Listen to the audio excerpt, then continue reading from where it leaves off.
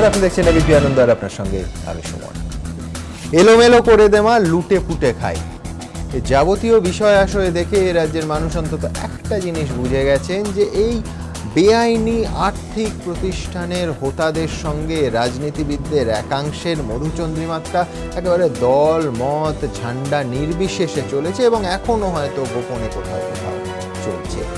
আপনাদের উদাহরণ দিই, ঠিক যেমন এ রাজ্যে প্রকাশ্যে দরাজ সার্টিফিকেট দিয়েছিলেন সারদাকে মদন মিত্র, ঠিক তেমনভাবে ত্রিপুরায় যেখানে নিরবিচ্ছিন্নভাবে মানিক সরকারের সিপিএম সরকার চলছে, সেখানে রাজ্যবাসীর সঙ্গে এই রোজ ভ্যালি কোম্পানিটির প্রথম পরিচয় করে দিচ্ছেন সার্টিফিকেট সহ স্বয়ং রাজ্যের মুখ্যমন্ত্রী। প্রশ্ন উঠছে, যদি প্রকাশ্যে দরাজ সার্টিফিকেট দিয়ে মদন মিত্র অন্যায় করে থাকেন, তাহলে মানিক বাবুর ক্ষেত্রে ব্যক্তিগতভাবে তার সততার উদাহরণ নাকি সবাই দিয়ে থাকেন, কিন্তু তা সত্ত্বেও নিয়মের ব্যতিক্রম হবে কেন? বিশেষ করে এই মুহূর্তে আমরা যখন এই অনুষ্ঠান শুরু করছি, ত্রিপুরার বিভিন্ন সংবাদ মাধ্যমে অভিযোগ উঠছে যে ত্রিপুরার এই মুহূর্তে মন্ত্রিসভার এক সদস্য আরও গভীরভাবে নাকি এই রোজ ভ্যালি সংস্থার সঙ্গে যুক্ত। এই সমস্ত কিছু নিয়ে আমাদের আজকের বিতর্ক, আমাদের আজকের বিষয়। গোলাপ উপত্যকায় এবার খোঁজ মিলল মানিকে, সিপিএম মন্ত্রিসভার সদস্য চিটফান্ডের ব্র্যান্ড অ্যাম্বাসেডার। আলোচনার জন্য এই মুহূর্তে আমার একদিকে রয়েছেন বামফ্রন্ট নেতা মিহির বাইন, আছেন বিজেপি নেতা জয়প্রকাশ মজুমদার, অন্যদিকে রয়েছেন শিক্ষক বিজন সরকার এবং কংগ্রেস নেতা রামজাদ আলী। ওদের কাছে যাব, কিন্তু তার আগে গোলাপ উপত্যকায় সত্যিই কি মানিকের খোঁজ মিলল? দেখুন। দুর্নীতির অভিযোগের কাঁটা এবার সিপিএম এর গলাতেও। এতদিন ধরে তৃণমূলকে আক্রমণ করতে বারবার সারদা কাণ্ডকে হাতিয়ার করেছে সিপিএম। আঙুল তুলেছে খোদ মুখ্যমন্ত্রী মমতা বন্দ্যোপাধ্যায়ের দিকে, কিন্তু রোজভ্যালি কাণ্ড সামনে আসার পর এবার সেই সিপিএম এর মুখ্যমন্ত্রীর দিকেই উঠছে আঙুল।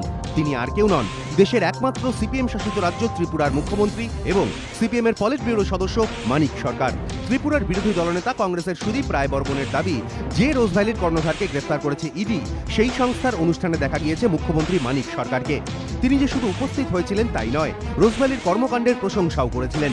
এতে মানুষের মনে রোজভ্যালি সম্পর্কে বিশ্বাসযোগ্যতা তৈরি হয়, যার জেরে তাদের ব্যবসা ফুলে ফেঁপে ওঠে। আমাদের রাজ্যের মুখ্যমন্ত্রী রোজভ্যালি পার্কে উদ্বোধনী অনুষ্ঠানে গিয়ে উনি রোজভ্যালিকে প্রমোট করার চেষ্টা করেছিলেন। নিজের এই দাবির সপক্ষে ভিডিও প্রকাশ করেন ত্রিপুরার বিরোধী দলনেতা। তারা একটা ব্যবসায়িক প্রতিষ্ঠান, পুঁজি বিনিয়োগ করবেন, খুব সঙ্গত। এখন তাদের টার্নওভার ইয়ারলি 700 থেকে 750 কোটি। এ থেকে আমাদের বুঝতে অসুবিধা হচ্ছে না যে তাদের যে প্রতিষ্ঠানের যে ব্যবসা বাণিজ্য, এটা যথেষ্ট জাঁকিয়েই প্রসার লাভ করছে। রোজভ্যালির এখন যিনি অন্যতম কর্ণধার, তার সাথে আমার আজকে নিয়ে দ্বিতীয়বার কথা বলার সুযোগ, এবং তার সাথে আমি কথা বলছিলাম কোন কোন ক্ষেত্রে তারা কাজকর্ম করছেন বা করবার চিন্তা করছেন। ত্রিপুরার বিরোধী দলনেতার বক্তব্য, মদন মিত্র সারদার অনুষ্ঠানে গিয়ে প্রশংসা করেছিলেন, তাকে জেরা করে গ্রেফতার করেছে সিবিআই। তাহলে মানিক সরকারের ক্ষেত্রেও কেন তা হবে না? ঘুরিয়ে এই প্রশ্ন তুলেছেন কংগ্রেস নেতা সুদীপ রায় বর্মন। আমরা দাবি করছি, মদন মিত্রকে যদি এই সারদা কাণ্ডে মিস্টার সেনের সঙ্গে যোগাযোগ রাখার ক্ষেত্রে তাকে যদি জেরা করতে পারে, তাকে যদি জেল কাস্টডি রাখতে পারে, আমাদের মুখ্যমন্ত্রী বহু ছবি আছে আমাদের কাছে, তাহলে কেন আমাদের মুখ্যমন্ত্রীকে সিবিআই কিংবা ইডি জেরা করবে না? কেন ওকে যে জায়গায় মদন মিত্র আছে সেই জায়গায় ওনাকে রাখা হবে না? ত্রিপুরা সিপিএম এর তরফেও স্বীকার করা হয়েছে, রোজভ্যালি যে পার্ক তৈরি করেছিল তার উদ্বোধনী অনুষ্ঠানে হাজির হয়েছিলেন মানিক সরকার। রাজ্য সম্পাদকের এও মত, রোজভ্যালির ওই অনুষ্ঠানে মুখ্যমন্ত্রী মানিক সরকার না গেলেই ভালো করতেন। এটা ঘটনা যে দুটো প্রোগ্রামে রোজভ্যালি প্রথম যখন আসে, ওরা ওখানে একটা আধুনিক পার্ক করেছে আমাদের রাজ্যে যেটা নেই। এই পার্কের প্রোগ্রামে গেছে আর রক্তদান শিবির কি প্রোগ্রাম একটা, এইটা মানে না গেলে ভালো ছিল। যদিও ত্রিপুরা সিপিএম এর রাজ্য সম্পাদকের দাবি, সেই সময় চিটফান্ড কেলেঙ্কারির কোনো বিষয় সামনে আসেনি। মুখ্যমন্ত্রীও তখন জানতেন না রোজভ্যালি একটি চিটফান্ড সংস্থা। তার পাল্টা অভিযোগ, মানিক সরকারকে কালিমালিপ্ত করার চেষ্টা করছে কংগ্রেস। মুখ্যমন্ত্রীকে ডিফেম করার জন্য এটা তারই একটা অংশ, ওদের তো আর কোনো ইস্যু নেই, সুতরাং এই ইস্যু নিয়ে। এ বিষয়ে মানিক সরকারের সঙ্গে যোগাযোগ করা হলে তিনি বলেন, যে অনুষ্ঠানের কথা বলা হচ্ছে সেটা 2008 সালের ঘটনা। সে সময় আমি জানতাম না এই সংস্থা মানুষকে প্রতারণা করে টাকা তোলে, জানলে আমি যেতাম না। যখন এটা প্রকাশ পেল যে পশ্চিমবঙ্গ, অসম, ত্রিপুরায় এরা মানুষকে প্রতারণা করে টাকা তুলছে, তখন ত্রিপুরা সরকারই প্রথম সিবিআই তদন্তের সুপারিশ করে। মানিক সরকার ঠিকই বলেছেন, তিনি 2008 সালেই রোজভ্যালির অনুষ্ঠানে উপস্থিত হয়েছিলেন, কিন্তু ইডি তো 1999 সালেই দাবি করেছিল যে রোজভ্যালি বাজার থেকে বেআইনিভাবে টাকা তুলছে। তাহলে তার 9 বছর পর কি করে মানিক সরকার সেই রোজভ্যালির অনুষ্ঠানে উপস্থিত থাকলেন? একজন মুখ্যমন্ত্রী ইডির এই সতর্কবার্তা জানতেন না, এটা কি বিশ্বাস করা সম্ভব? প্রশ্ন পর্যবেক্ষকদের একাংশের। যদিও ত্রিপুরা সিপিএম এর রাজ্য সম্পাদক বিজন ধরের দাবি, সত্য উদ্ঘাটনের স্বার্থে সিবিআই যদি মানিক সরকারকে জিজ্ঞাসাবাদ করতে চায় তাতে আপত্তির কিছু নেই। সিবিআই যে কোনো মানুষকেই তো জিজ্ঞাসাবাদ করতে পারে, ওরা যদি মনে করে জিজ্ঞাসা করা তোকে করবে, হোয়াট ইজ দ্য প্রবলেম? শুধু মানিক সরকারই নয়, তার মন্ত্রিসভার সদস্য বিজিতা নাথের নামও রোজভ্যালি কাণ্ডে উঠে এসেছে। ত্রিপুরার সংবাদপত্র মেট্রো বার্তার প্রতিবেদনে দাবি করা হয়েছে, মন্ত্রী বিজিতা নাথ রোজভ্যালির সঙ্গে তার যোগের কথা স্বীকার করেছেন। অন্য একটি সংবাদপত্র ত্রিপুরা ইনফোওয়ের প্রতিবেদনে দাবি করা হয়েছে, মানিক সরকারের মন্ত্রিসভার সদস্য বিজিতা নাথ রোজভ্যালির এজেন্ট ছিলেন। ত্রিপুরা কংগ্রেসের দাবি, রোজভ্যালির এজেন্ট ছিলেন বিজিতা নাথের ভাই, তাঁর হয়ে কাজ করতেন মন্ত্রী। বিজিতা নাথ সোশ্যাল ওয়েলফেয়ার দপ্তরের মন্ত্রী, উনি স্বীকার করেছেন যে উনি একজন এজেন্ট ছিলেন রোজভ্যালির, উনি বিভিন্ন মানুষের কাছে গিয়ে টাকা নিয়েছেন, উনি প্রমোট করেছেন। ত্রিপুরার সমাজ কল্যাণ মন্ত্রী বিজিতা নাথের পাল্টা বক্তব্য, কেউ কোনো অভিযোগ করলেই তার জবাব দিতে হবে বলে আমি মনে করি না। কারো যদি কোনো অভিযোগ থাকে, তথ্য প্রমাণ দিয়ে সেই অভিযোগের সত্যতা প্রমাণ করুক। মন্ত্রীর বিরুদ্ধে ওঠা অভিযোগ উড়িয়ে দিচ্ছে ত্রিপুরা সিপিএমও। উনি বা ওনার স্বামী একসময় টাকা রেখেছেন বলে শুনেছি, এবং সেই টাকা মার গেছে কিনা তাও বলতে পারবো না। এগুলো একেবারেই মেলাইন করার জন্য। এই প্রেক্ষাপটে পর্যবেক্ষকদের একাংশের মত, মানিক সরকার ও তার মন্ত্রিসভার বিরুদ্ধে ওঠা অভিযোগের জেরে শুধু ত্রিপুরা সিপিএম এর নয়, আলিমুদ্দিন স্ট্রিটেরও অস্বস্তি বাড়ল। কারণ সারদা কাণ্ডকে হাতিয়ার করে তারা বারবার তৃণমূলকে আক্রমণ করেছে। এবার তাদের বিরুদ্ধেও পাল্টা মানিক সরকার প্রসঙ্গকে হাতিয়ার করার সুযোগ পেয়ে গেল তৃণমূল সহ বাকি প্রতিপক্ষ দলগুলি। দীপক ঘোষ, এবিপি আনন্দ। মেহেরবাবু, ছকটা তো একই। মদন মিত্রের বিরুদ্ধে কি অভিযোগ ছিল? যে অনুষ্ঠানে যাচ্ছেন, বক্তৃতা দিচ্ছেন, মানিকবাবুও তাই করছেন, সংস্থার প্রশংসা করছেন, মানিকবাবুও তাই করছেন। মদন মিত্র যা করেছেন তা ফুটেজে ধরা আছে, মানিক সরকার যা বলেছেন তাও ফুটেজে ধরা আছে। আপনি তফাৎটা কোথায় করবেন? ঠিক যেভাবে এইভাবে একটা বেআইনি আর্থিক প্রতিষ্ঠানের পাশে দাঁড়ানো মদনবাবুর ক্ষেত্রে যদি অন্যায় হয়ে থাকে, মানিক সরকারের ক্ষেত্রে ব্যতিক্রম হবে কেন? দুটো প্রশ্ন আছে সুমন।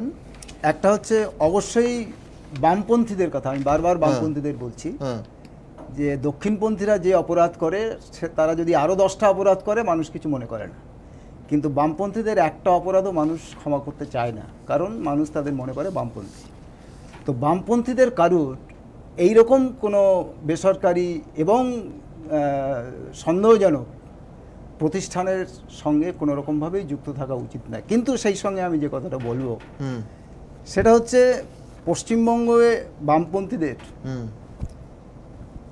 যে অবক্ষয় ঘটেছে তুলনামূলকভাবে ত্রিপুরা সেই জায়গায় নেই। ফাইন, আমি ত্রিপুরায় মুখ্যমন্ত্রী মানিক সরকার ব্যক্তিগতভাবে তার জীবনযাপন রাজ্যের মানুষ জানেন এবং প্রশংসা করেন, সেটা নয়। মনমোহন সিংহ ব্যক্তিগতভাবে তার ব্যক্তিগত সততা নিয়ে, আমি বলছি বিজেপিও প্রশ্ন করেনি, কিন্তু সব থেকে বেশি বড় আর্থিক কেলেঙ্কারি বড় অঙ্কের মনমোহন সরকারের সময় হয়েছে। সুপ্রিম কোর্টের কথা যদি আমরা শুনি তাহলে সুবিধাভোগী, অনৈতিক সুবিধাভোগীটা খুঁজে বের করা দরকার। হ্যাঁ, তো আমি বলছি ত্রিপুরা মন্ত্রিসভাতেই বিরোধীরা বলছেন, আমি আপনাকে বলছি ত্রিপুরার বিরোধীরা বলছেন যে যদি এইরকম সুবিধাভোগী ত্রিপুরাতেও পাওয়া যাবে, আমি বলছি পাওয়া যায়, নিশ্চয়ই হবে, পাওয়া যাবে। কেন আমি বলছি তদন্ত হোক, সে মানিক সরকারই হোক, যেই হোক, আপনাদের সিপিএম এর রাজ্য সম্পাদক, আমি আপনাকে বলছি ত্রিপুরা সিপিএম এর রাজ্য সম্পাদক বিজন ধর বলছে যে মন্ত্রিসভার সদস্য বিজিতা নাথ তিনি নিজেই টাকা রেখেছেন। কিসের জন্য টাকা রাখলেন? নিজে টাকা রাখা আর এজেন্ট থাকার মধ্যে পার্থক্য না, কিন্তু আমি বলছি আরো মারাত্মক কথা, উনি আরেকটা কথা বলেছেন, আরো মারাত্মক কথা, কিন্তু আমি রোজভ্যালিতে টাকা রেখেছি, আপনারাও নিশ্চিন্তে টাকা রাখুন, এই কথা বলেছেন। অবশ্যই এটা অনৈতিক কাজ। আপনি এবং বিজন ধর এটাও বলেছে যে তদন্ত হোক, দরকার হয় মানিক সরকারকে জেরা করুক, আমাদের কোনো আপত্তি নেই।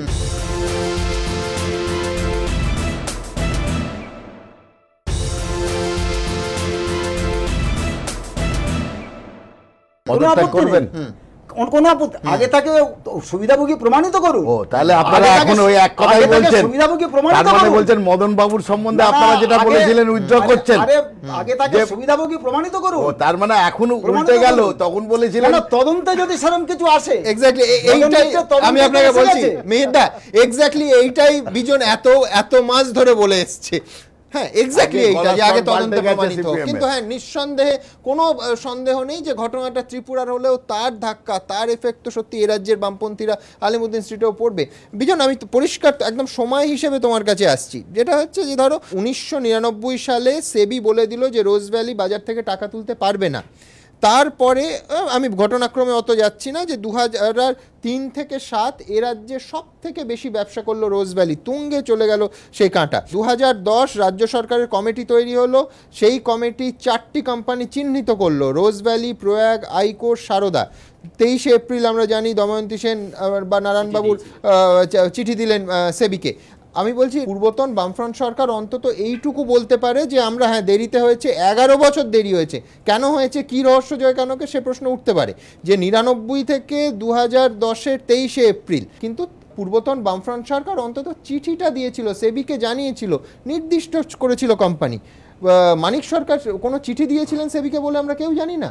মানে আমি বলছি যে প্রতিবেশী রাজ্যে একটি আর বেআইনি আর্থিক প্রতিষ্ঠান চিহ্নিত করে হতে পারে 11 বছর পর, অন্তত চিঠি তো গেছিল সেবিতে, ত্রিপুরায় তো তাও যায়নি। না অ্যাকচুয়ালি আমার খুব বলতে ইচ্ছে করছে, এটা ঘুটে পুড়েছিল, গোবর হেসেছিল।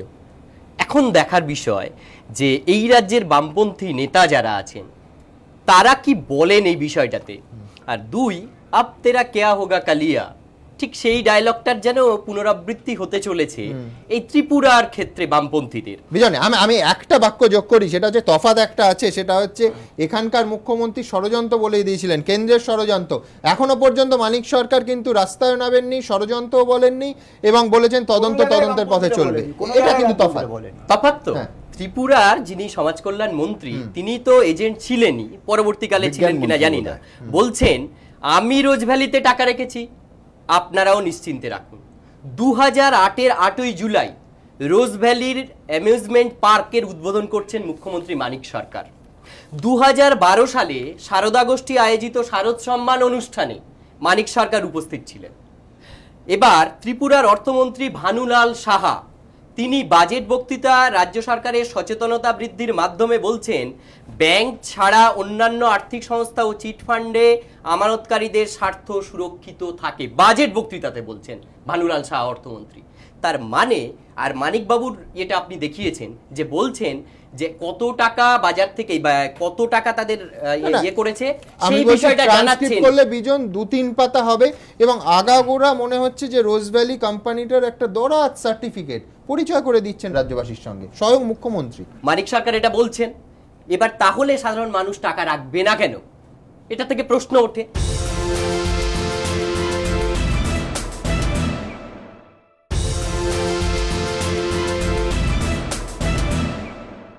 আমি চাইছি এই রাজ্যের বামপন্থী নেতারা কিছু অন্তত প্রকাশ্যে বলুক। আজকে এলে খুব ভালো হতো, সামনাসামনি দেখা হওয়াটা খুব জরুরি ছিল, যে কি বলেন, মুখের হাসি চওড়া হয় না কি হয় সেটা দেখার জরুরি ছিল। আরেকটা প্রশ্ন, বিজেপির সাংসদ বাবুল সুপ্রিয় যখন সাংসদ হয়ে গেলেন 2014 সালে রোজভ্যালির কর্তা গৌতম কুন্ডুর সাথে একটা হোটেলে মিটিং করছেন, কি আলোচনা হলো? নাকি কেন্দ্রের থেকে তাকে নির্দেশ দেওয়া হয়েছিল আলোচনার জন্য? এই তথ্যটা কোত্থেকে আসলো?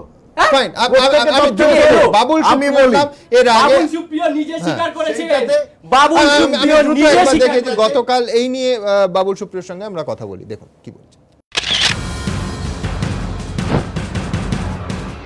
রোজভ্যালি কাণ্ড সামনে আসার পর থেকে একে একে বিড়ম্বনা বাড়ছে বিরোধীদের। গোলাপ কাঁটায় যেমন অস্বস্তিতে ত্রিপুরা সিপিএম সরকার, তেমনি পদ্মের বাবুল সুপ্রিয়।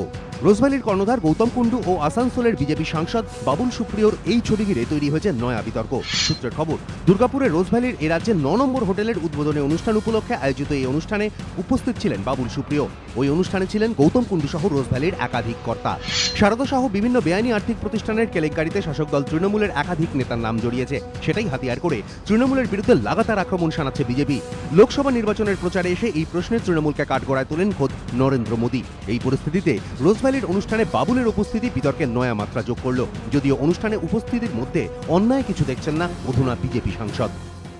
বড় একজন প্রডিউসার যিনি একের পর এক বড় বড় ফিল্ম করছেন, তার সঙ্গে আমাকে এক মঞ্চে দেখা যাবে, এতে আশ্চর্য কি আছে? চেকে পেমেন্ট হয়েছে, টিডিএস কাটা হয়েছে, প্রডিউসার এবং এন্টারটেইনারের বাইরে আমাদের মধ্যে কোনো সম্পর্ক নেই। শুধু রাজনীতিতে নামার আগেই সাক্ষাৎ নয়, বিজেপির টিকিটে সাংসদ নির্বাচিত হওয়ার পরও কলকাতায় রোজ ভ্যালির একটি হোটেলে গৌতম কুণ্ডু তাঁর সঙ্গে দেখা করতে এসেছিলেন বলে স্বীকার করেছেন বাবুল সুপ্রিয়। মার্কশিটের উপর একটা হোটেল আছে যেটা আগে ক্রোম নাম ছিল, তো ওই ক্রোম হোটেলটা গৌতম কুণ্ডু পার্সোনাল ভিজিট যখন করি তখন ওই হোটেলে আমি থাকি। তখন আমার মনে হয় কোনো একটা মিটিং এ বোধহয় উনি এসেছিলেন, সেই সময় আমার ঘরে এসে উনি আমাকে অভিনন্দন জানিয়ে গেছিলেন এমপি হওয়ার জন্য। এই পরিস্থিতিতে বিজেপি বিরোধীদের প্রশ্ন, রোজ ভ্যালি নিয়ে যখন বিতর্ক বহু যুগের, তখন কেন সব জেনে শুনেও 2014 পরও তাঁর মালিকের সঙ্গে দেখা করেছিলেন মন্ত্রী বাবুল? আসানসোলের বিজেপি সাংসদ বলছেন, প্রয়োজনে তিনি তদন্তে সব রকমের সহযোগিতা করতে প্রস্তুত। গোয়েন্দারা রোজ ভ্যালির দপ্তরে হানা দেওয়ার পরও এই একই কথা শোনা গিয়েছিল তাঁর গলায়। কালকে যদি রোজ ভ্যালির যে সমস্ত আর্টিস্টদেরকে পেমেন্ট করেছে সেই নিয়ে যদি কোনো প্রশ্ন ওঠে, সে নিয়ে যদি কোনো ইনভেস্টিগেশন হয়, তাহলে যারা যারা যে সমস্ত আর্টিস্ট, বহু আর্টিস্ট, সবাই এমন কোনো আর্টিস্ট আপনি পাবেন না যে রোজ ভ্যালির থেকে কাজের বিনিময়ে রেমুনারেশন নেয়নি। তাদের সবাইকে একটা ক্লারিফিকেশন তো দিতেই হবে। সারদাকাণ্ডে মদন মিত্রকে গ্রেফতারের প্রশ্নে সিবিআই এর অন্যতম হাতিয়ার ছিল সুদীপ্ত সেনের সঙ্গে তার একাধিক ছবি, ভিডিও। এবার সেই বিতর্কে বিজেপির তরুণ মুখ বাবুলও। তাই এই বিতর্ক বিজেপিকে বেজায় অস্বস্তিতে ফেলবে বলেই মনে করছে রাজনৈতিক মহলের একাংশ। তবে বাবুল একা সাংসদ নন, আরও এক সাংসদের নামও ইতিমধ্যেই রোজভ্যালি কাণ্ডে জড়িয়েছে। তিনি তৃণমূল সাংসদ তাপস পাল। তাঁর বাড়িতে ইতিমধ্যেই সিবিআই তল্লাশিও চালিয়েছে। রোজভ্যালির কর্ণধার গৌতম কুণ্ডু নিজেই জানিয়েছেন, তাপস পাল তাঁর সংস্থার ফিল্ম ডিভিশনের ডিরেক্টর ছিলেন। তাপস পাল নিজেও তো স্বীকার করেছেন, যদিও তাঁর বক্তব্য তিনি কয়েক মাস বেতন পেয়েছিলেন। পর্যবেক্ষকদের একাংশের মতে, শাসক বা বিরোধী রাজনৈতিক দলগুলি এখন যাই সাফাই দিক না কেন, রোজভ্যালি কাণ্ডে যেভাবে তৃণমূল, সিপিএম, বিজেপির নেতা মন্ত্রীদের নাম উঠে আসছে, তাতে সবকটি দলেরই বিড়ম্বনা বাড়ছে। এবিপি আনন্দ। যদি তাপস পালের বাড়িতে সিবিআই গিয়ে জিজ্ঞাসাবাদ করতে পারে, তার বাড়িতে তল্লাশি হয়, তাহলে বিজেপির সাংসদ বাবুল সুপ্রিয়র বাড়িতে তল্লাশি হবে না কেন? কি গোপন বৈঠক হলো, কি আলোচনা হলো, কেন্দ্রের কোন নেতার, বিজেপি নেতার কাছ থেকে কি সূত্র ছিল, সেগুলো তো জানাজানি হওয়া দরকার। মানুষের সামনে আসুক। এবার বলা যায়? অবশ্যই। অনেক জোরে জোরে বলেছো। প্রথম কথা হচ্ছে, আজকে যেটা দেখালে সেটা হচ্ছে প্রদীপের নিচেই অন্ধকার। আমরা বলি না, অদ্ভুত মিল মমতা মানিকের। একদিকে মানিক সরকার, এদিকে মমতা বন্দ্যোপাধ্যায়। কি মিল? চারটে প্রধান মিল। দুজনেই সততার দাবিদার। 2 নম্বর, দুজনেই চিটফান্ড মালিকদের সঙ্গে মিটিং করেছেন, প্রশংসা। 3, দুজনেরই মন্ত্রিসভার সদস্য সক্রিয়ভাবে চিটফান্ডের সঙ্গে জড়িত। আর 4, দুজনেই মিডিয়ার উপর খড়গহস্ত, বিশেষত এবিপি আনন্দের উপরে। আজকে ত্রিপুরার বহু জায়গায় এবিপি আনন্দ বন্ধ করে দেওয়া হয়েছে। এই যে চারটে মিল, আমি তো বলছি মমতা মানিক জোর, দুজনেই সিপিএম আর তৃণমূল এখানে এক। এবং আজকে যেদিকে বলছে বৃত্তের বাইরে, আপনারা আবার আমি বলছি বৃত্তের বাইরের কথা বলছে, যেটা বাবুল সুপ্রিয় একজন এন্টারটেইনার, এটা ভুলে গেছে। আমি বলছি আপনাকে, আপনার উত্তর দেব। তাপস পালও এন্টারটেইনার। তাপস পাল ডিরেক্টর ছিল, ওই কোম্পানির দায়িত্বে ছিল, ফিল্ম ডিভিশন, যে ডিভিশন হোক, কোম্পানির সঙ্গে যুক্ত ছিল, ডাইরেক্টর হিসেবে সে টাকা নিত। বাবুল সুপ্রিয় বলেছে, আমি এন্টারটেইনার হিসেবে যদি তার সঙ্গে যদি কিছু থাকে, আপনি বরং তুলনা করতে পারেন মিঠুন চক্রবর্তীর সঙ্গে, সারদার সঙ্গে তার যুক্তি। মিঠুন চক্রবর্তী তাও ব্র্যান্ড অ্যাম্বাসেডার হয়েছিল, এর ব্র্যান্ড অ্যাম্বাসেডার বাবুল হয়নি। একটা অনুষ্ঠানে গেছে, তার আলাদা পরিচিতি আছে এন্টারটেইনার হিসেবে। এবং আজকে মনে করিয়ে দিই, এইখানে বিখ্যাত চলচ্চিত্র ভূতের ভবিষ্যৎ কিংবা আশ্চর্য প্রদীপ, কত এখানটাতে লোক দেখেছি, তারা সমস্ত হয়েছে এই রোজ ভ্যালির টাকায়। সবাই পেয়েছে টাকা, সমস্ত। আরে শুনুন, সকলকে ডাকতে চাইছেন, আপনি কি সকলকে আমি রাজি আছি। আমি বলছি একটাই, শুধু আমি তথ্যের ভুলটা শুধরে দিই, সেটা হচ্ছে আশ্চর্য প্রদীপ রোজ ভ্যালি প্রডিউসার, ভূতের ভবিষ্যৎ নয়। আচ্ছা ফাইন, আমি আমজাদদার কাছে যাই।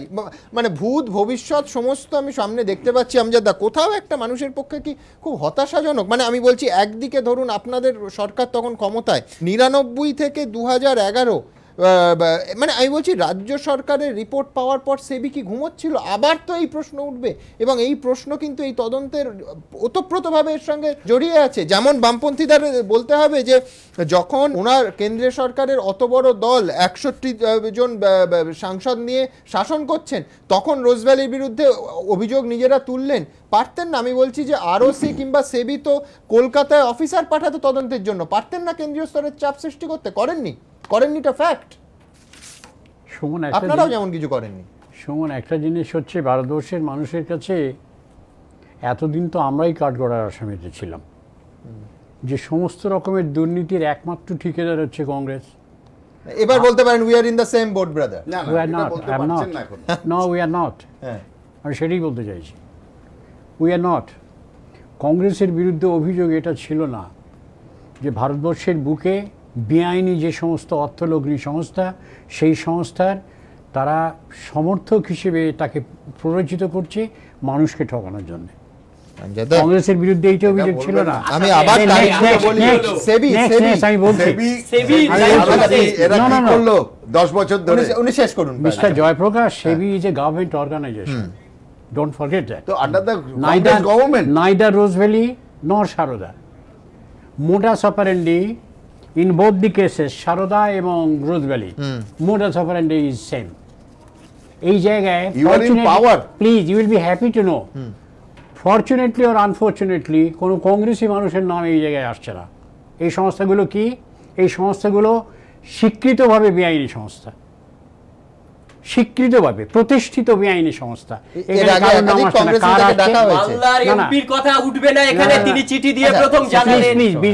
চিঠি দিয়ে জানিয়েছিলেন, হ্যাঁ করেছে, কিন্তু আমাকে বলতে দাও। প্রথম কথা হচ্ছে যে এই যে দুটো সংস্থা বা এই যে দুটো সংস্থা, এ কথা কি আমরা ভুলে যাব? সারদার বিরুদ্ধে তদন্ত সিবিআই, রোজ ভ্যালির বিরুদ্ধে তদন্ত ইডি, সুপ্রিম কোর্ট বলছে একসঙ্গে 27টা জায়গায় রেড করলো সিবিআই তো রোজ ভ্যালির, কিন্তু গ্রেফতার করেছে যে না এই যে গ্রেফতার না, তদন্ত তো সিবিআই ও করছে, তদন্ত হচ্ছে, হ্যাঁ সেটা বলবেন না যে একটা শুধু ইডি করছে।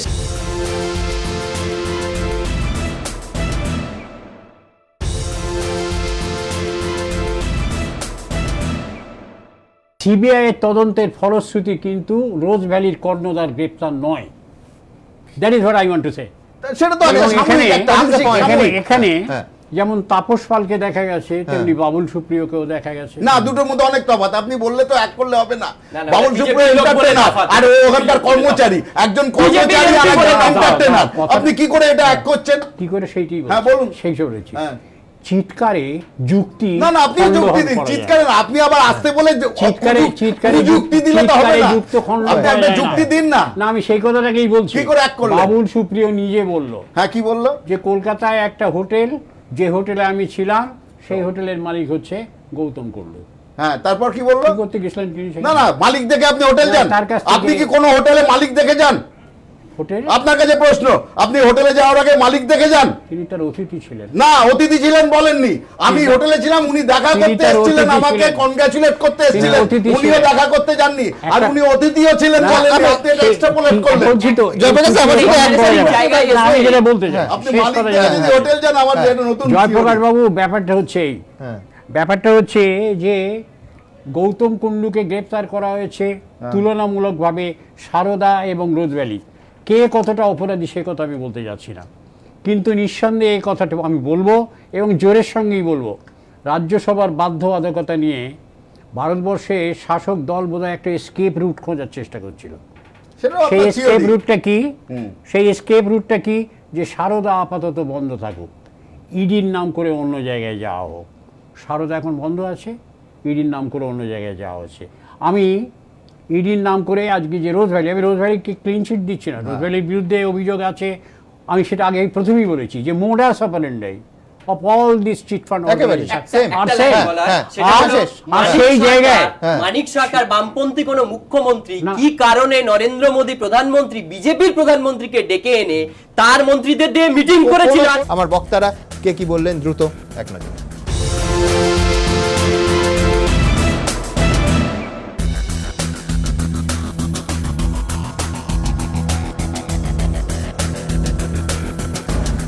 ছোট্ট একটা বিরতির পর আপনাদের দেখাবো যে নির্ঝঞ্ঝাটে এই নিজেরই রাজ্যে ছুটি কাটাতে গিয়ে কিভাবে বুলেট বিদ্ধ হতে হচ্ছে এই রাজ্যের নাগরিকদের, সেই ঘটনা এবং সেই ঘটনার বিস্ময়কর দিকটা যে আজও সেই একই জায়গায় আমাদের প্রতিনিধি 100 ডায়াল করছেন কিন্তু কোনো উত্তর পাচ্ছে না। দেখাবো ছোট্ট একটা বিরতির পর সঙ্গে।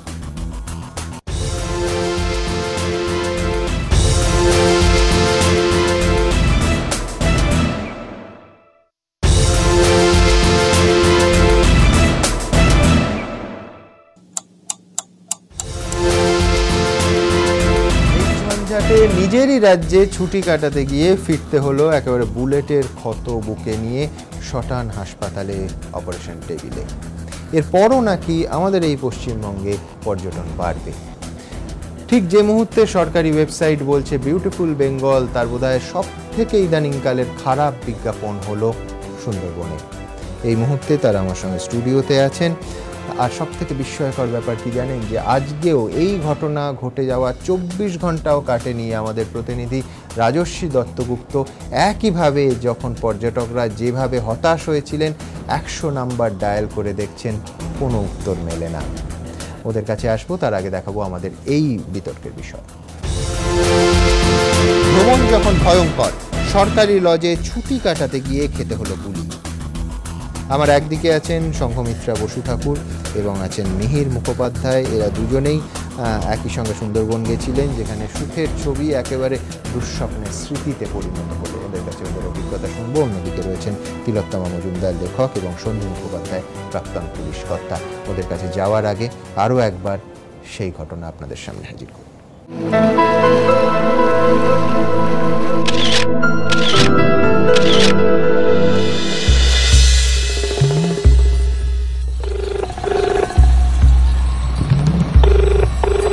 বারবার তারা 100 নম্বরে ফোন করেও সেই ফোন বেজে গিয়েছে, কেউ কোথাও কোনোভাবে সেই ফোন তোলেনি।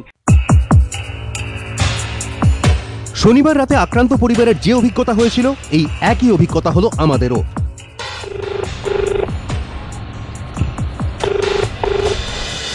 শনিবার রাতে পিয়ালি পর্যটন লজে যখন তাণ্ডব চালাচ্ছে ডাকাতরা, তখন 100 ডায়াল করেছিলেন সংঘমিত্রা বসু ঠাকুর। পরপর দুবার ফোন টানা বেজে গিয়েছিল, সাড়া মেলেনি, এমনটাই তাঁর দাবি। আর সোমবার সেই একই জায়গায় দাঁড়িয়ে 3টি ভিন্ন সময়ে 100 ডায়াল করেও কোনো সাড়া পেলেন না এবিপি আনন্দর প্রতিনিধি।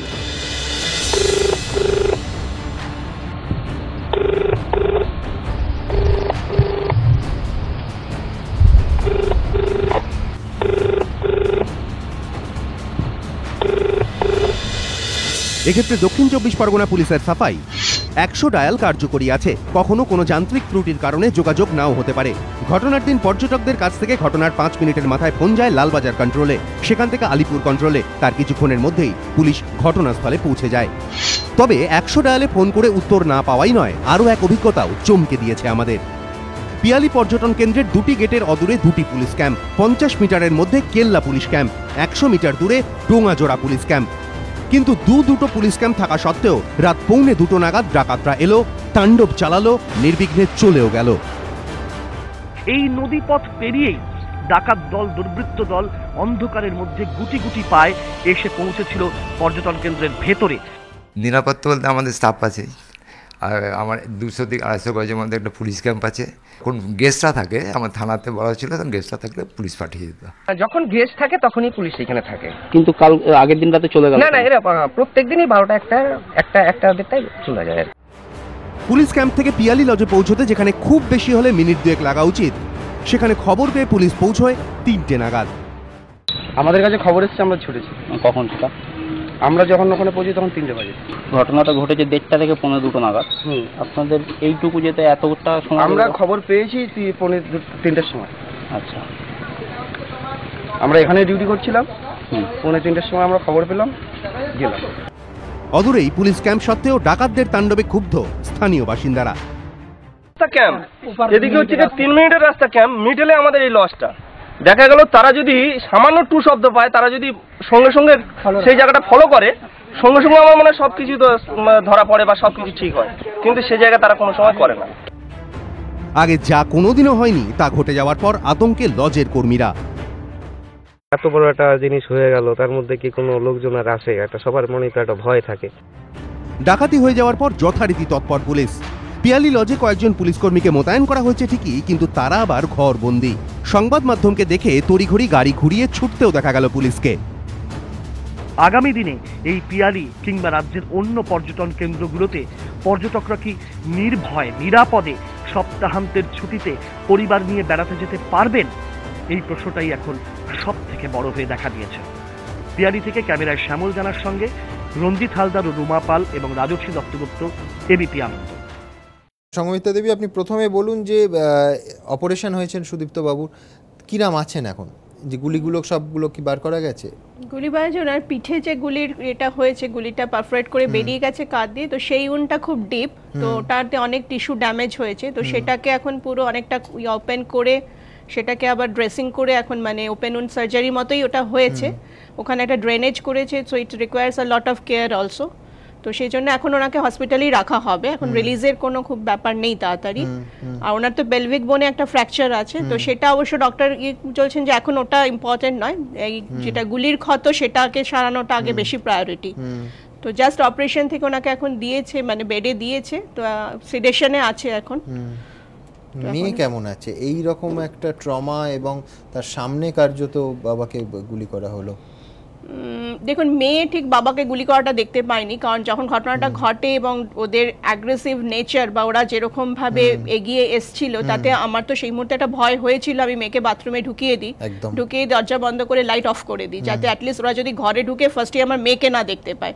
কারণ ওরা ভয় যে পাচ্ছে না, কারণ আমার হাজবেন্ড তখন প্রচন্ড চেঁচাচ্ছে ডাকাত এই ধর ধর, কিন্তু ওরা ভয় পাচ্ছে না, ওরা রাদার ওরা ভীষণ অ্যাগ্রেসিভলি ওরা আরো অ্যাটাক করতে আসছে। তো সেটা দেখে আমার মনে হয় যে এটা মানে খুবই মানে ভয়ঙ্কর হতে পারে এরা। তো সেজন্য মেয়ে সরাসরি দেখেনি, বাট হ্যাঁ তাও ওই পরিবেশে থাকাটা মানে অতক্ষণ অন্ধকারে, সেটা আমার মেয়েরও আমি বলবো, অতক্ষণ অন্ধকারে বাথরুমে চুপচাপ দাঁড়িয়ে থেকেছে, আওয়াজ করেনি। কিন্তু এখন অনেক সময় মনে পড়ছে, হয়তো রাত্রেবেলা ঘুমোতে গিয়ে বলছে মা লাইটটা অন থাক, সেই ভয়টা একটা করছে, কিন্তু আবার আস্তে আস্তে নর্মালও হচ্ছে। বন্ধু বান্ধব আত্মীয় স্বজন সবার মধ্যে আছে, তো কিছুটা সময় হয়তো লাগবে, কাটিয়ে উঠবে। তিলোত্তমার কাছে যাব। সংঘমিত্রা দেবীর পরিবার হয়তো এই ট্রমা কাটিয়ে উঠবে, কিন্তু এই ট্রমা তো সুন্দরবনে ইদানিংকালে গেছেন, অতীতে গেছেন, সমস্ত পরিবারের একই রকম ইনসিকিউর বোধ হচ্ছে যে কোথায় তাহলে আমরা ছিলাম, কোথায় আছি, কোথায় যাব। ওয়েবসাইট খুললে বিউটিফুল বেঙ্গল, আর এই তার নমুনা। আর এ তো লিজে দেয়া সরকারি একটা লজ, মানে এরমও নয় যে বেসরকারি অনেক দূরে কোনো বিচ্ছিন্ন দ্বীপের মধ্যে। গেট থেকে বেরোচ্ছেন, আমাদের প্রতিনিধি দেখালো, একদিকে 50 মিটার, একদিকে 100 মিটারের মধ্যে হচ্ছে দুটো পুলিশ ক্যাম্প, দুটো। আসলে এটা এই ঘটনাটা মানে ঘটা, আমার মনে হয় যে এটা একটা সারা পশ্চিমবঙ্গের যে প্রশাসনিক দুর্বল পরিস্থিতি তার একটা প্রতিফলন ঘটেছে। মানে এবং একটু লক্ষ্য করলে দেখা যাবে যে প্রতিদিনের যে অপরাধের সংখ্যা, অর্থাৎ ডাকাতি, ছিনতাই, দিনে ডাকাতি, সরাসরি গয়নার দোকানে বা লোকের বাড়িতে বা ফ্ল্যাটে চড়াও হয়ে ডাকাতি, ধর্ষণ, খুন সাংঘাতিকভাবে বেড়ে গেছে। মানে একটা হতাশার চূড়ান্ত জায়গাতে আমরা পৌঁছে যাচ্ছি ক্রমশ, এবং দৈনন্দিন জীবনের নিরাপত্তা নিয়ে আমাদের এখন নিজেদের মধ্যে একটা প্রশ্ন উঠছে।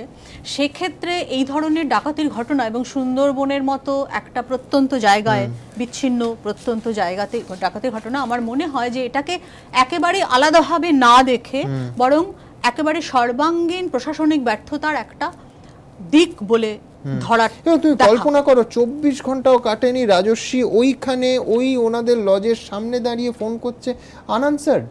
মানে আমি বলছি কাগজে বেরোনো, কালকে এবিপি আনন্দ দেখানোর পরও তো পুলিশ সতর্ক হওয়া উচিত যে 100 নাম্বার রাস্তাঘাটে 100 নাম্বার ডায়াল করতে হবে, এর বাইরে মানুষ পুলিশকে রিচ করতে আর কোনো নাম্বার ক্যারি করে না। এটা তো আমার মনে হয় এটা ভীষণ মানে সাংঘাতিক একটা আশাবাদী কথা যে 100 ডায়াল করলে কোনো পুলিশ সাড়া দেবে। এরকম অভিজ্ঞতা রাস্তাঘাটে হয়েছে আমার একাধিকবার, যে কোনো সমস্যা হয়েছে কোনো হয়তো ট্যাক্সিওয়ালার সঙ্গে বা কারোর সঙ্গে, রাস্তায় কর্তব্যরত ট্রাফিক পুলিশকে সরাসরি গিয়ে অ্যাপ্রোচ করে আমি কোনো রেসপন্স পাইনি। তারা পুলিশ আমাকে এই কথা বলেছেন যে ওরা আমাদের কথা শোনে না। তার মানে কি, যে পুলিশের ওপর আস্থা হারানো প্রত্যেকটা ধাপে ধাপে প্রশাসনিক ব্যর্থতা। অর্থাৎ যেহেতু ঠিক মতো ল অ্যান্ড অর্ডার মেনটেন হয় না। যেহেতু পুলিশকে সবসময়ই আমরা দেখছি যে কতিপয় বিশেষ ব্যক্তিকে গার্ড দিতেই তারা সবসময় সদা ব্যস্ত, সেটাই যেন তাদের মূল কাজ। সাধারণ মানুষের প্রতি তাদের দায়িত্ব কখনোই সেভাবে পালিত হচ্ছে না। এবং সমাজসেবাও না, বিপদে পড়েছে, গুলিবিদ্ধ হয়েছেন, সেখানে আসতে লেগে যাচ্ছে। মানে আমি বলছি যে উসাইন বোল্ট নন যে 100 মিটার দৌড়বেন 9.58 সেকেন্ডে, কিন্তু আমার বক্তব্য যে 1 ঘন্টা লাগবে পুলিশের আসতে, 2টো ক্যাম্প 50 মিটার আর 100 মিটার। আমি এই প্রশ্নে আসবো, কিন্তু তার আগে আপনাদের দেখাবো যে কিভাবে, যেটা বলছিলাম যে সুখের ছবি গোটা দিনের আনন্দ হুল্লোড় সমস্ত দুঃস্বপ্নের স্মৃতিতে পাল্টে গেল। দেখুন, সুন্দরের খোঁজে গিয়ে ভয়ঙ্কর অভিজ্ঞতা, আনন্দের হদিশে গিয়ে বিভীষিকার মুখোমুখি। সুন্দরবনে উইকেন্ডে ছুটি কাটাতে গিয়ে এমনই অভিজ্ঞতার সাক্ষী রইল কলকাতার 4 পরিবার। শুরুটা কিন্তু আর 5টা শহরের মতোই হয়েছিল। পরীক্ষা শেষে পরিবারের ক্ষুদে সদস্যদের সঙ্গে নিয়ে বেরিয়ে পড়েছিলেন 4 দম্পতি। উদ্দেশ্য ছুটির আনন্দ লুটে পুটে নেওয়া। একরাশ খুশি আর অজানাকে জানার স্বপ্ন নিয়ে শনিবার সকালে কলকাতা ছাড়ে তাঁদের গাড়ি। ছুটির ঠিকানা পিয়ালি। বারুইপুর, জয়নগর, জামতলা হয় তাঁদের গাড়িগুলি। যখন পিয়ালি পর্যটন কেন্দ্রে পৌঁছলো তখন ঘড়ির কাঁটা 12টা পেরিয়েছে। গাড়ি থামতেই খুদেদের ছুট, দোলনায় দাপাদাপি, প্রাণ ভরে শুষে নেওয়া মুক্ত বাতাস। বই নেই, পড়া নেই, দিদিমণির চোখ রাঙানি নেই, এখন শুধু মজাই মজা। বয়স ভুলে খুদেদের সঙ্গে মেতে উঠেছিলেন বড়রাও। ছোটরা যখন খেলায় মেতে, বড়দের তখন জমাটিয়া আড্ডা। দুপুরের খাওয়া সেরে একটু জিরিয়ে বিকেলে বোটিং, নৌকো চড়ে নদীর বুকে অজানা দর্শন, আঙুলের ডগায় ছুঁয়ে দেখা জলের স্রোত, সঙ্গে দেদার সেলফি। তারপর হাটে বাজারে ঘুরে মাছ কিনে লজে ফেরা, সন্ধ্যের 8টার পর রাতের খাবার, 11টার মধ্যে বিছানায়। এই পর্যন্ত সব ঠিকই ছিল, কিন্তু রাত ঘনাতেই বদলে যায় ছবিটা। আচমকাই সামনে বেরিয়ে আসে সুন্দরী পিয়ালির ভয়ঙ্কর রূপ। মাথায় গান লাগিয়েছে, 2জন পাশ থেকে রাশ করে, একজন পাশ থেকে হিট করেছে। আর আমি যে জায়গাটা ব্যালকনির ডোরটা হচ্ছে তার ঠিক পাশটাই বেডটা হচ্ছে। I slumped on the bed. 4-5টা কুকুর এরা চেঁচিয়েছিল, যারা যখন ওই দুষ্কৃতীগুলো চারপাশে ঘুরে বেড়াচ্ছে। এই কুকুরগুলোই প্রথম আমাদের একটা অ্যাবনর্মাল সাউন্ড দিয়েছিল, যাতে আমরা উঠে বুঝতে পেরেছি যে কিছু একটা সামথিং অ্যাবনর্মাল একটা হওয়ার ঘটনা ঘটছে। ভ্রমণ প্রেমী বন্ধুদের দল, সবাই ভালোবাসেন নতুন জায়গায় যেতে, আনন্দ করতে, কিন্তু এবারের অভিজ্ঞতা যেন এক নিমেষে সব বদলে দিল। আমি নিজেকে দিয়ে বুঝতে পারছি এই ট্রমাটা সহজে যাবে না, কারণ আমি ঘুরতে যেতে ভীষণ ভালোবাসি, কিন্তু এখন আর কি বেরোবার আগে নিশ্চয়ই 10 বার ভাববো যে কোনো এরকম নির্জন জায়গায় যাবো কিনা ছেলে মেয়েকে নিয়ে। বাঘ কুমিরের সুন্দরবনে গিয়ে ডাকাতের খপ্পরে পড়ার এই দুঃস্বপ্ন কোনো দিনও ভুলতে পারবে না পরিবারগুলি। দক্ষিণ 24 পরগনার বিভিন্ন এলাকায় এর আগেও একাধিকবার ডাকাতির ঘটনায় চাঞ্চল্য ছড়িয়েছে। 2001 সালে উস্তিতে একসঙ্গে 44টি বাড়িতে লুটপাট চালিয়েছিল ডাকাতরা। সে সময় ভ্যানে চড়ে সেখানে ছুটে গিয়েছিলেন তৎকালীন মুখ্যমন্ত্রী বুদ্ধদেব ভট্টাচার্য। গত বছর 22শে ফেব্রুয়ারি কুলতলির ঝড়খালি রানাঘাট থেকে আসা 40 জনের একটি দলের ওপর লঞ্চের ওপরই হামলা চালিয়েছিল দুষ্কৃতীরা। কুলতলিরই কেল্লায় গত বছর শীতকালে পর্যটকদের ওপর হামলা, ছিনতাইয়ের ঘটনা ঘটেছিল। এবার এই ঘটনা পর্যটকদের সুন্দরবন ভীতি বাড়াতে পারে বলে আশঙ্কা অনেকেরই। সঞ্চয়ন মিত্র, কৃষ্ণেন্দু অধিকারী ও সত্যজিৎ বৈদ্য, এবিপি আনন্দ। মেহেরবাবু, আপনারা তো একটা পরিবার বা একটা ফ্যামিলি ইউনিট যাননি, 4টে পরিবার একসঙ্গে, এবং বোধহয় দোতলায় সঙ্গমিত্রা দেবীরা এবং আপনারাই ছিলেন। তো কি দেখলেন, কি অস্ত্র ছিল তাদের কাছে? মানে যখন 1:45 নাগাদ আমার ব্যালকনিতে একটা আওয়াজ শুনি আর দরজায় ব্যাঙ্গিং, মানে জোরে জোরে দরজা ধাক্কা, তো ঘুম ভাঙাতে আমি উঠে দেখবার জন্য যে কি হয়েছে। মানে আমি দরজার যে সিটকিনিটা খুলি, সঙ্গে সঙ্গে আমার ফোরহেডে গান পয়েন্ট, আর পেছনে আমি দেখি আরো 2জন লোক, একজনের হাতে রড, মানে আমি ক্লিয়ারলি ভিজিবল, ডার্কনেস আমি ক্লিয়ারলি ভিজিবল পাই যে রড রয়েছে। নাইফটা আমি ভিজিবিলিটি পাইনি। ফ্র্যাকশন অফ আ সেকেন্ডে আমাকে ধাক্কা দিয়ে আমার পেছনে হিট করা হয়, আর আমি গানটা দেখে বুঝতে পারি যে এটা কোনো one shot, single shot pipe গান টাইপের যেগুলো দেখায় টিভিতে, সেরকম না। ইট ওয়াজ আ সফিস্টিকেটেড, মানে ছোট প্রপার গান। তখন কি সুদীপ্ত বাবুর দিকে গুলি চালিয়ে দেওয়া হয়েছে? না, কেন ওরা হঠাৎ গুলিটা চালালো কেন? আমাদের ঘরে কি হয়, তখন হওয়ার পরে আমার ওই সময়টা একটাই জিনিস আমার সঙ্গে সঙ্গে মনে পড়ে। আমি কিছুদিন আগে একটা মুভি দেখেছি NH10, যেখানে কি মানে এটাকে রিবেল করতে গিয়ে মানুষের ক্ষতি হয়। আমি ভাবলাম যে এখানে মানে আমি এদেরকে কোনোভাবে আমি ওদের ওই করতে পারবো না, আমাকে হিট করার পরে আমি পড়ে যাই। আমি আমার ওয়াইফ আর বাচ্চা দুজনে হাত জোড়ে বলে যে আপনার যা চাই, মানে হিন্দিতে, আপনাকে জো লেনা লেনা, কেন ওরা হিন্দিতেই বলছিল। গলায় ছুরি লাগানো হয় আমার ওয়াইফের, মাথায় ফোরহেডে বন্দুক লাগিয়ে বলে জো দেনা দে দো, সবকিছু আমরা দিয়ে দিই। এই সময়ে বেরিয়ে যাওয়ার পরে হঠাৎ আমার গলায় ওরা একটা সোনার চেন, আমি মাথাটা উঠিয়ে আবার চেষ্টা করি, তখন গলায় সোনার চেন দেখে। এই সময় আবার ধস্তাধস্তি শুরু হয় আমার চেনটা টানার জন্য। সামাও আমি ওই সময় আমার একটা পৈতে ছিল গলায়, ওটাকে ওদেরকে ধরিয়ে দিই। ওদের কাছে সময় ছিল না, কেন দেবার ভেরি অ্যাক্টিং ভেরি ফাস্ট। ওইটাকে ছিনিয়ে নিয়ে ওরা পাশের ব্যালকনিতে জাম্প করে।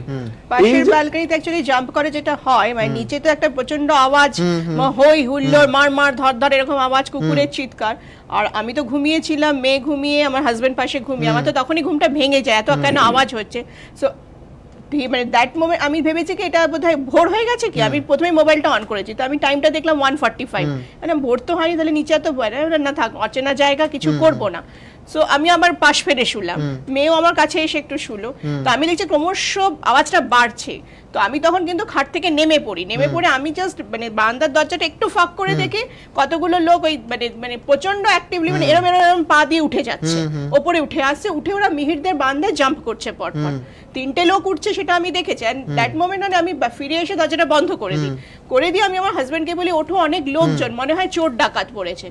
তো আমার হাজবেন্ড বলে দাঁড়াও, ও দরজা খুলে বেরোয়। তখন আমি বললাম বেরোবে, কারণ অনেক আমি ভাবছি যে এরা যদি আর্মড হয়, মানে আমরা একটা অচেনা জায়গা, সেখানে তো মানে আমি জানি না কাউকে। আমি এইখানে একবার আপনাকে সন্ধিদা, এইখানেই আমার প্রশ্ন, সেটা হচ্ছে প্রত্যেকটা পরিবারের সবার ঘুম ভেঙে যাচ্ছে, ধর ধর মারবার 4টে কুকুরের আওয়াজ, আমরা ওখানেও বললেন একজন গুলির আওয়াজ, এই সমস্ত সত্ত্বেও 50 মিটার 100 মিটারে পুলিশের কানে এলো না।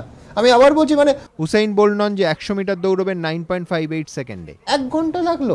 1 নম্বর। 2 নম্বর, এই মুহূর্তে এই অনুষ্ঠান যখন চলছে, একজন ফোন করেছিলেন দেবতোষ আচার্য, ইনি দক্ষিণ 24 পরগনায় থাকেন, এই পিয়ালি লজে গেছিলেন নভেম্বর মাসে, ভর দুপুরবেলা মাথায় বন্দুক ঠেকিয়ে সর্বস্ব লুটপাট হয়, তারপরে এসপির কাছে কমপ্লেন করেন এবং তারপর সমস্ত মাল ফেরত হয়। আমার এই ক্ষেত্রেও বোধহয় কিছু মাল ফেরত হচ্ছে, মানে ব্যাপারটা কি খুব চেনা একটা ছক, একই গ্যাং করছে, যাকে পুলিশও জানে।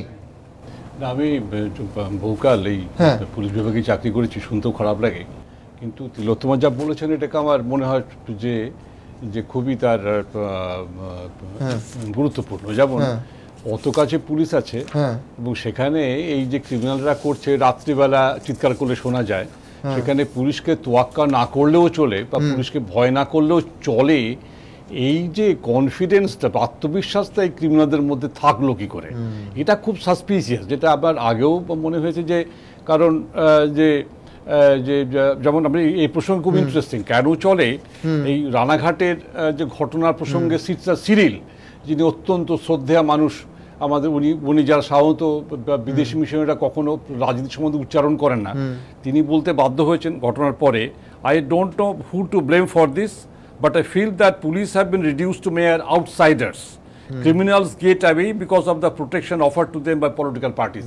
Overall জায়গাটা যে পুলিশে এবং ওই রাজনীতি দল মিলে দোষর এবং পুলিশকে যে তোয়াক্কা না করলেও চলে। আচ্ছা, আপনি মোডাস অপারেন্ডিটাই দেখুন, সন্ধিদা কোন ডাকাত দল, বুদ্ধিমান ডাকাত দল, তারা পরিকল্পনা করে ডাকাতি করবে এমন একটা জায়গায় যার 50 মিটার আর 100 মিটার কার্যত গেটের বাইরে পুলিশ ক্যাম্প? না, এটা সবাই প্রশ্ন করছে এবং কোনো ষড়যন্ত্র ছাড়া নয়, তাদের যে একবারে প্রশ্নটাকে হতে পারে গুরুত্ব না দেওয়া যাবে না এমনও নয়, অবস্থাটা কিন্তু এমনই। সেই একটা কোন রাজ্যে কখনো কেউ শুনেছে যে ক্রিমিনালরা পুলিশকে অ্যাসল্ট করে চলেছে একটার পর একটা? এখানে উনি বলেছেন যে সিস্টার সিরিলের মধ্যে বিদেশি মানুষ শ্রদ্ধা, এই বয়সে বলতে হয় পুলিশকে পাবলিকলি যে থাপ্পড় মারছে দুষ্কৃতকারীরা, এ আমি ভাবতে পারি না।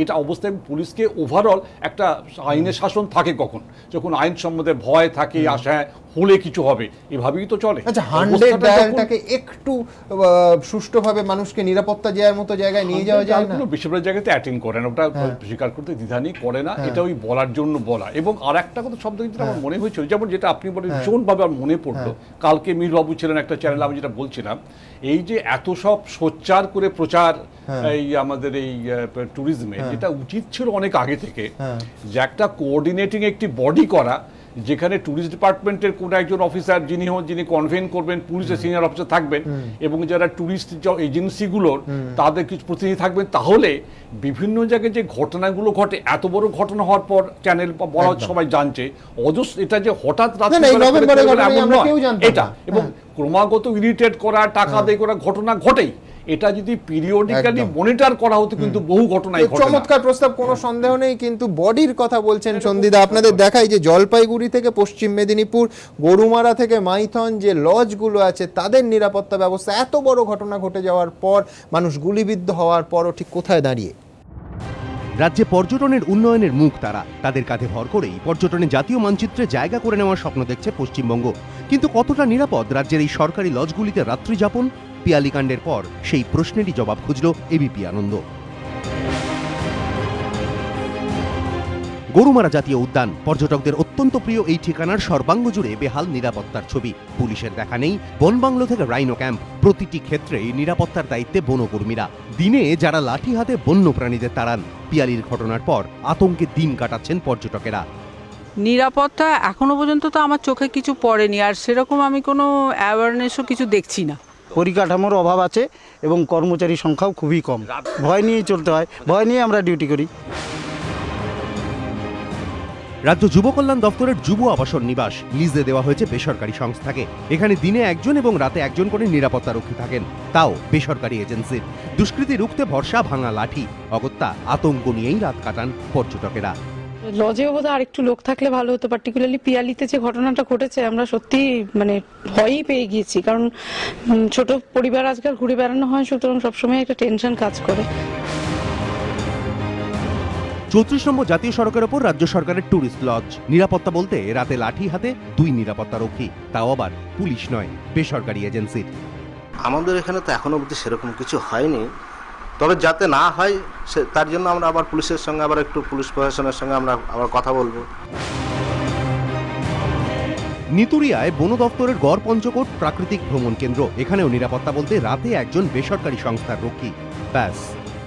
নিরাপত্তা বলতে আমাদের এই নিজেরাই সব কিছু, তাছাড়া সবসময় তো গেট ফেট সব তো লাগানো থাকে।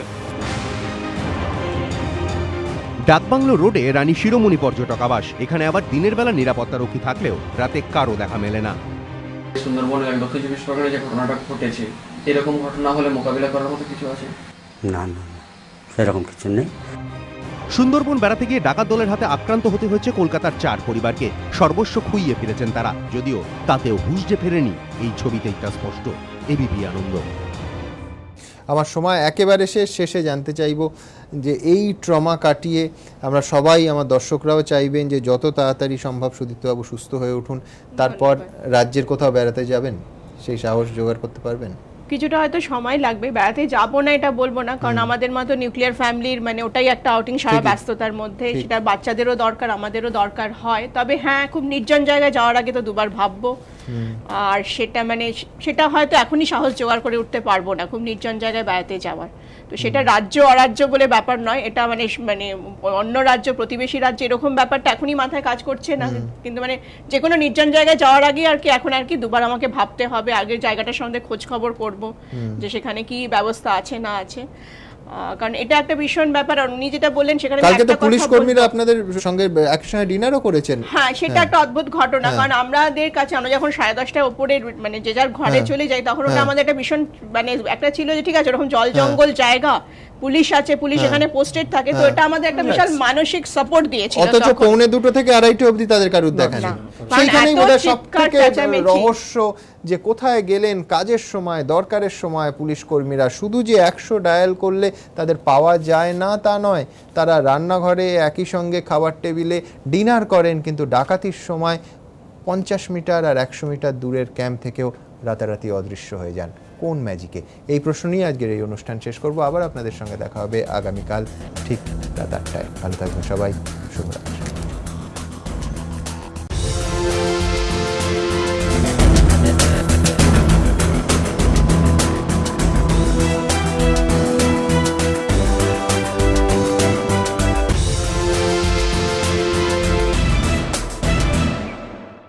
নিবেদন করছে nature pure refined rice brand oil, আপনার হার্টের সত্যিকারের বন্ধু।